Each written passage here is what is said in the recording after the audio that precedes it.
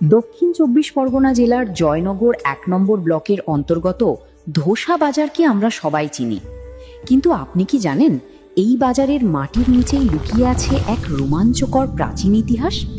ধোসা এবং তার পার্শ্ববর্তী তিলপি অঞ্চলে পিয়ালি নদীর তীরে খনন কার্য চালিয়ে পাওয়া গেছে এক অনন্য প্রত্নস্থল।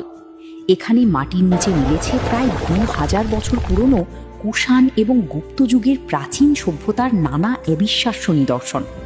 শুধু ইতিহাসই নয়, ভৌগোলিক দিক থেকেও এই ধোসা বাজার অত্যন্ত গুরুত্বপূর্ণ একটি জংশন পয়েন্ট।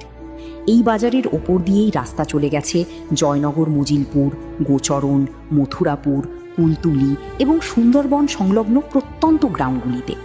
এমনকি বারুইপুর ও কলকাতামুখী প্রধান সংযোগ রাস্তার সাথেও চমৎকারভাবে যুক্ত এই বাজার। এই বাজারের ঠিক ঢিলছোড়া দূরত্বেই রয়েছে বিখ্যাত ধোসা চন্দনেশ্বর নবীনচন্দ্র উচ্চ মাধ্যমিক বিদ্যালয়। পাশেই রয়েছে পদ্মেরহাট গ্রামীণ হাসপাতাল, যার কারণে এখানে প্রতিদিন হাজার হাজার মানুষের আনাগোনা থাকে। প্রচুর মানুষের সমাগম আর টাটকা কৃষিজাত পণ্যের কারণে এই বাজারের বাণিজ্যিক গুরুত্ব সবসময়ই চাঙ্গা থাকে। এক কথায়, ঐতিহাসিক ঐতিহ্য এবং বর্তমান অর্থনৈতিক সমৃদ্ধি দুই দিক থেকেই ধোসা বাজার এক অনন্য অঞ্চল।